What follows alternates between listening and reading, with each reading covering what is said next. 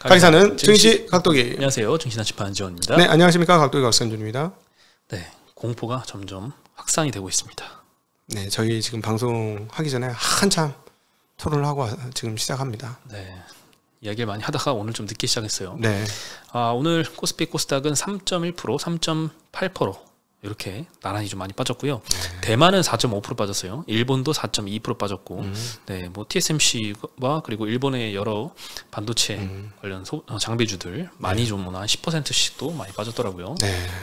네, 근데 우리는 이제 미국도 일본도 대만도 그 8월 5일 그 저점보다는 저 위에 있거든요. 올랐다가 떨어진 거죠. 네, 네. 우리는 저점을 깼습니다, 이제 거의. 네. 미치고 한장하고 활딱 뛰겠네, 진짜. 연초 대비 주가 빠져 있고요. 네. 네. 52주 신저가를 향해서 주가가 가고 있으니까 참 기가 찬 일이네요. 네, 코스닥은 무려 뭐 16% 가까이 빠졌어요. 네. 이게 참. 그러니까 제일 걱정하던 건데, 미국 시장 밸류에이션 높거든. 그래서 이게, 와, 얘네 빠지면 어떡하지? 이랬는데, 미국이 빠지니까 지금 한국도 같이 빠지는 건데, 방금 전에도 얘기를 했습니다만, 쉽게 얘기하면 엔비디아, 하이닉스 두 개 같은 HBM, 같은 AI를 놓고 보면, 엔비디아는 40배에서 30배를 향해서 빠지고 있지만, 한국은 10배에서 5배를 향해서 빠지고 있다. 참. 이거가 정당하다고 얘기할 수가 있겠느냐. 한국이니까 10배에서 5배, 쟤는 40배에서 30배. 좀 그럽니다. 네, 네, 좀 그렇습니다. 금융 네. 후진국의 숙명인 것 같아요.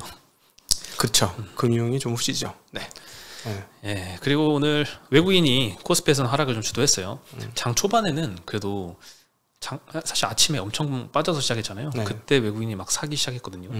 그러면서 올라가나 싶었다가 갑자기 하락 전환해가지고 코스피에서는 거의 1조를 외국인이 순매도를 했고요. 굉장히 많이 팔았습니다. 코스닥에서는 260억 그래도 순매수였습니다. 오늘 코스피에서는 삼성전자를 한 5,200억 팔았고 네. 하이닉스를 3,400억 팔았습니다. 그러면 합쳐서 한 8,600억 정도 되거든요. 네. 거의 뭐 이 둘의 반도체 위주의 매도세가 오늘은 좀 거셌고요. 그에 따라서 소부장도 오늘은 상당히 좀 많이 하락을 했습니다. 그러니까 미국 추종 매도지 뭐. 그죠? 미국 추종 매도라고 표현하는 게 가장 맞을 것 같습니다. 미국도 이제 다른 업종보다는 IT 위주로 좀 약 낙폭이 좀 커졌었고요. 예. 한국도 그대로 움직이고 있습니다. 반도체 지수만 보면 하락폭이 어마어마해요. 8월부터. 오늘은 뭐 전 업종이 코스피에서는 다 하락을 했는데요. 제일 덜 떨어진 건 뭐 통신, 종이목재, 증권 이 정도고, 그래도 코스피가 이렇게 빠지는데 증권주가 그래도 잘 방어는 했어요. 네. 별로 안 빠졌어요. 의료정밀에서는 뭐 반도체와 뭐 덴티움, ST 바이오센서 이런 종목들 좀 하락을 했고, 전기전자 섹터에선 하이닉스가 오늘 8% 빠졌습니다. 삼성전자는 3.3%. 네, 하이닉스도 이제 연초 대비해서 예전에 막 거의 막 더블 가까이 이렇게 그렇죠. 올라갔었잖아요. 이제는 거의 뭐 연초 대비 주가로 좀 많이 내려왔습니다. 앞으로 1년 이익 기준 5배. 오자 보입니다. 오자 보여. 아침에 7배라고 얘기했는데 제가 사실 그거 되게 보수적으로 봤거든요. 이익 규모를. 근데 이익 규모를 그냥 포워드로 쳤어요. 포워드 쳐가지고 계산을 해보면 5배를 향해 가고 있습니다. 지금 현재. 근데 그 포워드 친 EPS가 계속 하향이 되고 있어서, 아니, 이건 내가 만들었어요. 이거는 맞을 거예요, 아마도. 저는 한 28,000원에서 3만원 그 정도로 주당 이 결정될 걸로 보거든요. 앞으로 지난 2분기부터 해가지고 내년 상반기까지, 내년 6월까지의 실적이 이건 할 거예요. 네. 그 이후에는 더 높게 나올까요? 그거는 높지 않을 것 같습니다. 그게 높아야 되는 거 아니에요? 그러니까 25년도 상반기까지만 계산은 나오는 거고, 그 다음은 어떻게 알아? 26년도는 난 모르겠어, 솔직히. 근데 지금 그 예전에 한번 그 삼성전자의 이 25년도 말고 26년도 영업이익 추정치까지 보여드렸잖아요. 그때 높은 데는 막 80조 막 이렇게 추정을 했단 말이죠. 네. 그 컨센들이 조금 많이 좀 내려오는 과정에서 네. 지금은 약간 좀 PER 밸류에이션이 조금 의미가 조금 퇴색되는 상황이 좀 아닌가. 근데 제 입장으로서는 그렇게 얘기해. 야, 니들이 26년도로 그거 어떻게 알아?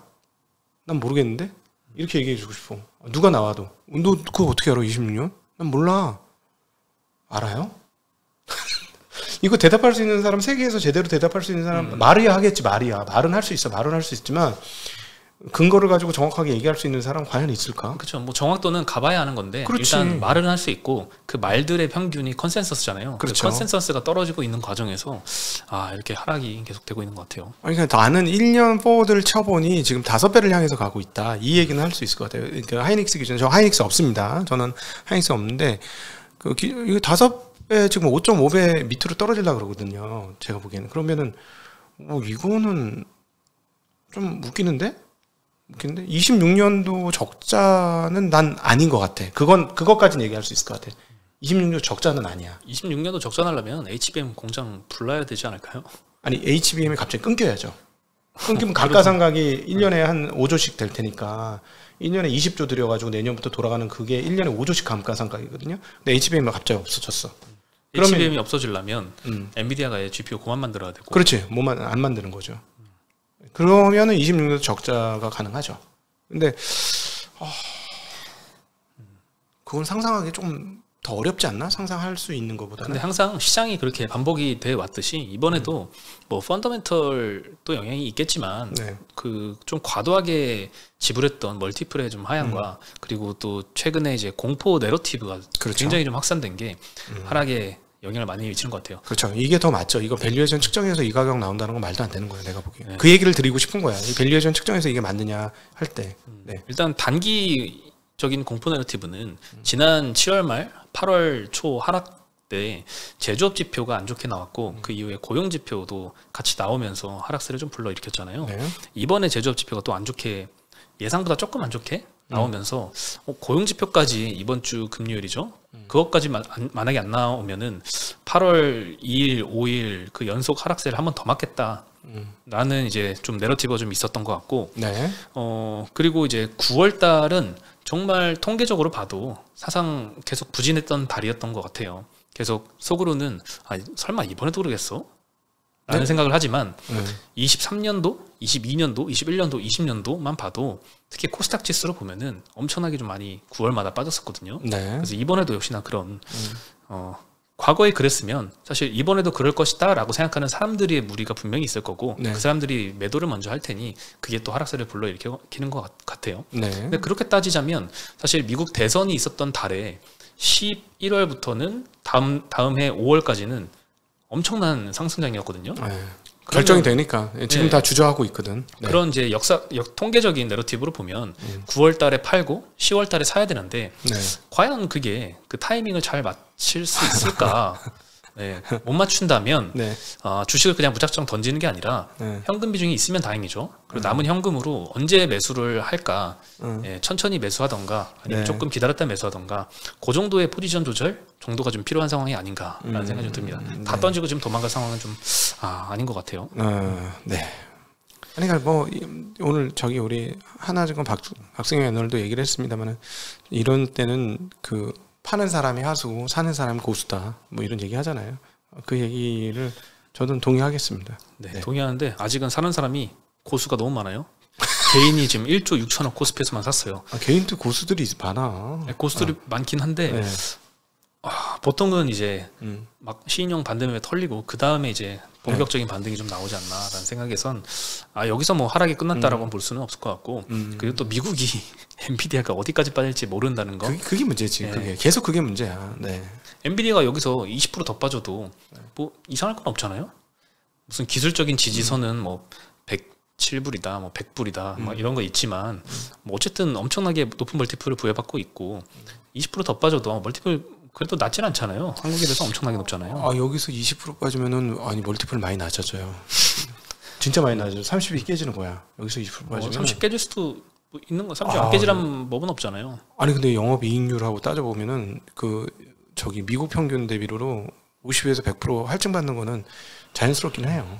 좀 많이 빠지는 거예요. $100 깨지기 시작하면 많이 빠지는 거야. 제가 보기엔. 좀 과한 거지 미국에서도. 그렇게 보입니다. 이럴 때는 어떤 확실한 증거에 의지할 거는 없는 것 같고요. 그냥 항상 과거에 항상 폭락기 이후에 급등기에 항상 부자들이 탄생을 했잖아요. 이때를 잘 버티는 사람이 항상 좀 크게 그 뒤에 결실도 얻는 거고 지금 뭐 슈퍼기미들 자산 막 세 자릿수 되는 분들도 그 세 자릿수 되기 직전에는 엄청난 손실을 겪고 그걸 견디고 나서 확 점프업을 한 거잖아요. 네. 그래서 항상 이런 하락기에도 싹 다 피해갔으면 좋겠지만 그런 기는 상당히 좀 가능성이 낮고 잘 버티고 살아남아야지 그 뒤에 큰 수익도 좀 얻을 수 있을 것 같습니다. 그럼요. 이렇게 어려울 때 빠져나가는 거는 결코 좋은 판단은 아닌 것 같습니다. 그리고 이제 한국은 여기서 더 떨어지면 이제 또 저거 얘기 나와. PBR 0.8배. 지금 이미 나왔어요. 2,500까지 빠져야 된대요.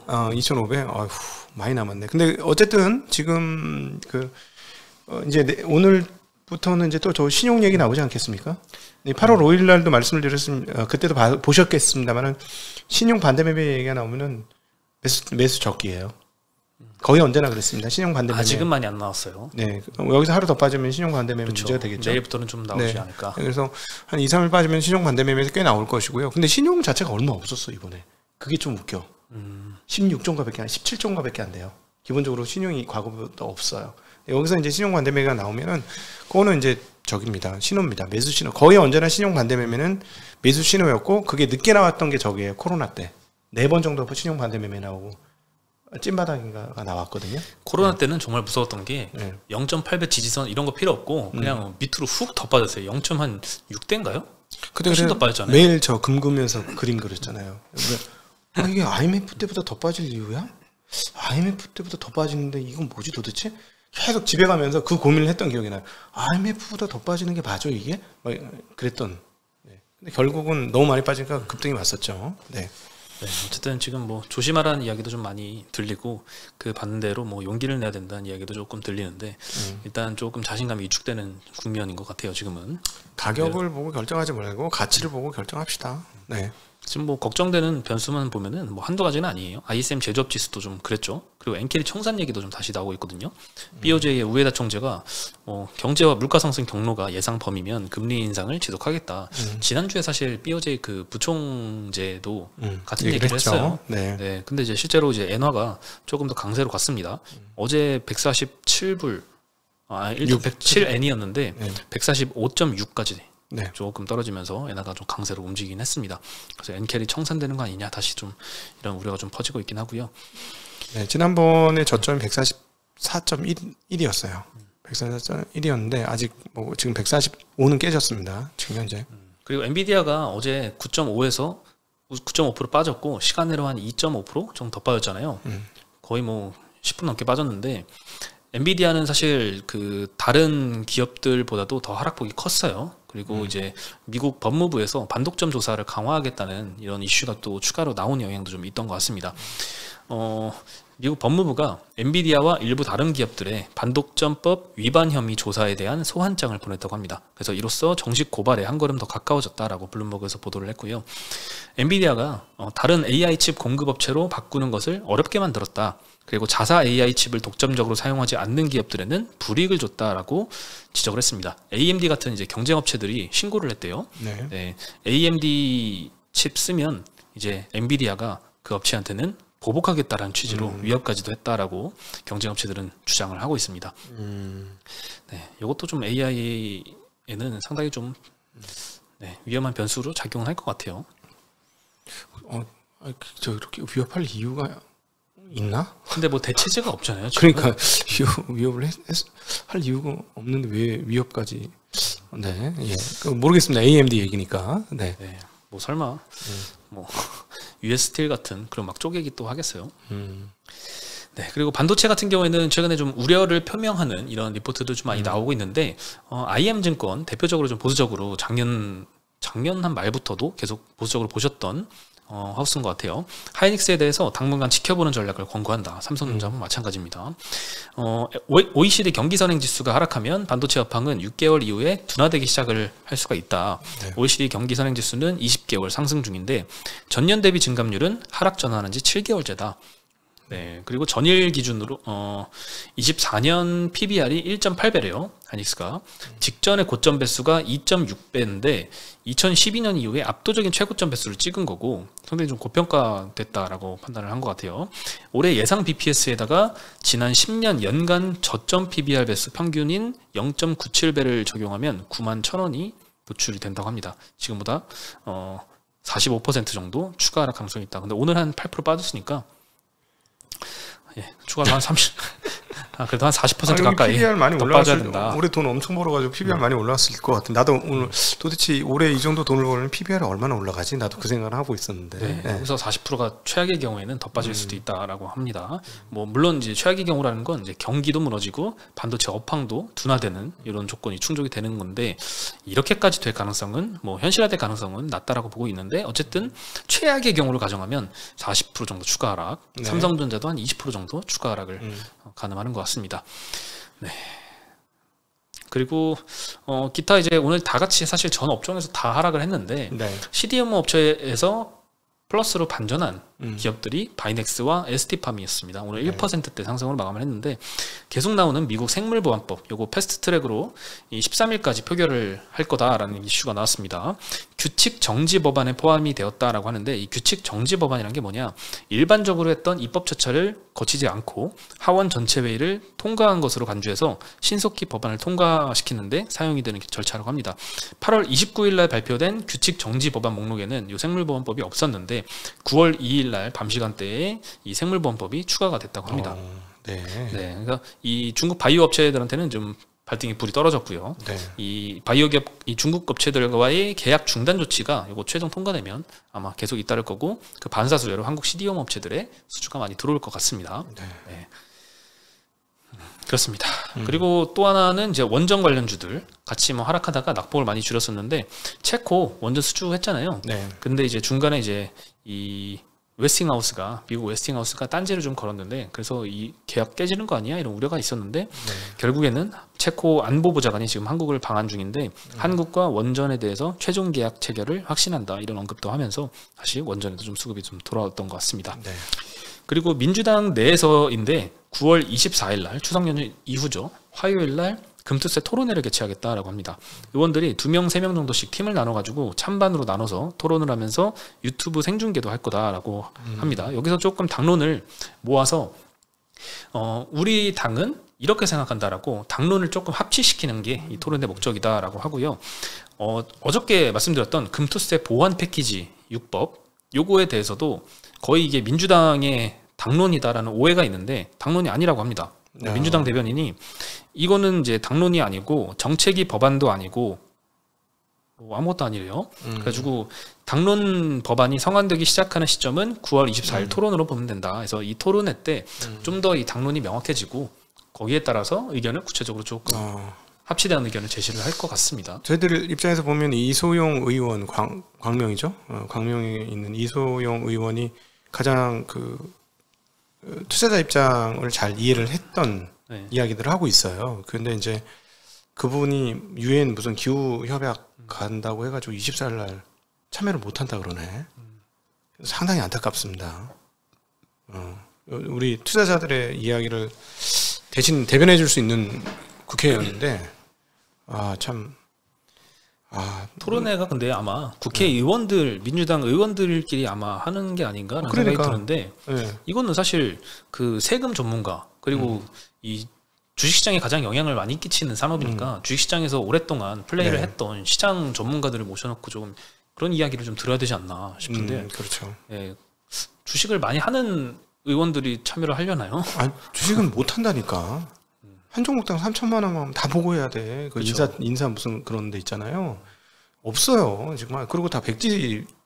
그래서 왜 부동산이 왜 올라가겠어? 부동산은 그렇게 안 하거든. 주식은 그렇게 하니까 부동산으로 다 가는 거야. 정책을 이 법을 만드시는 분들이 재산이 다 부동산으로 중심으로 만들어지니까 우리나라 부가 부동산 중심으로 있는 거예요. 그래서 제가 안타까운 부분은 뭐냐면 부동산 끝까지 올려갖고 나라가 잘 될 거면 오케이 콜 좋아요. 근데 우리가 미국, 일본, 중국에서 다 봤지만 잘 돌아가는 나라는 기업이 활성화되는 나라거든. 기업이 활성화되려면 금융이 발달을 해야 되고 금융이 발달하려면 주식 시장이 좀 활성화돼야 되는 거거든. 그런 부분이 안타깝죠. 그렇죠. 근데 토론에도 뭐 세법 전문가라든가 주식시장 전문가라든가 이런 사람들이 토론을 해야지 그쪽하고 관계가 먼 분들끼리 모여서 토론하면 그게 무슨 의미인가라는 생각이 좀 드네요. 법 전문가긴 하잖아요. 국회의원들은. 법을 만드는 사람들이니까. 법이라는 게 엄청나게 포괄적이잖아요. 참. 세법도 아니고 그냥 법 전문가. 좀 그렇죠. 참. 오늘 뭐 국민연금 그 요율 올린다고 네, 그런 이야기도 나오는데 사실 네. 국민연금 그런 요율 결정짓는 회의도 참여하는 거 보면 국민연금 받는 사람 한 명도 없잖아요. 다 다른 연금 받고 계신 분들 공무원연금이나 이제 사학연금 받는 이제 교수님들이 와가지고 국민연금 어떻게 될지 미래를 정하시는데 약간 좀 그런 느낌이 아닌가 싶습니다. 아니 국민연금 제가 양보할 마음이 있어요. 왜냐하면 후세대한테 부담 계속 주는 건 난 싫으니까. 그리고 또 아니 이것도 뭐 룰이 잘 갖춰주면 미국식으로 가는 거 괜찮아요. 근데 미국식으로 가자. 처음부터 끝까지 우리 세금 낼게 미국식으로 가자. 좋잖아. 대주주 중심으로 가지 말고 미국 중심으로 가자. 미국처럼 가자. 어떻게 미국식으로 되면 세금 낼 미국식이라는 게 뭐 어떤 거예요? 미국 주식시장처럼 하는 거지. 모든 걸? 그렇지. 그럼 세금 내죠. 미국도 세금 내잖아. 미국 세금 옛날부터 50년대도 냈고 네, 40년대 냈어요. 미국식으로 가면 다 낼 의향 있어. 근데 먼저 그렇게 바꿔놔야죠. 그러니까 세금만 내지 말고 시스템도 미국식으로 가자. 주식시장 시스템도. 그게 제 얘기예요. 그렇죠. 네. 오늘 안 내겠다는 게 아닙니다. 좀 룰을 좀 갖추고 가자는 거죠. 네. 네, 참 힘든 장이 좀 계속되고 있습니다. 네. 네. 지금은 뭐 정보가 필요한 때가 아니라 마음의 위안과 확신이 필요할 때인 것 같아요. 네. 저희도 좀 확신을 드리진 못하고 있지만 네. 괜찮습니다. 이 정도면 뭐 위안이라도 드리겠습니다. 돈이 없어서 탈이지 뭐. 주식을 못 사서 탈이지 뭐. 주가 빠져서 탈이겠습니까? 주식을 못 사서 안타까울 뿐이지. 안타깝습니다. 네. 오늘 소식은 여기까지고요. 앞으로는 조금 괜찮아지길 희망하면서 네. 내일 다시 인사드리겠습니다. 네, 안녕.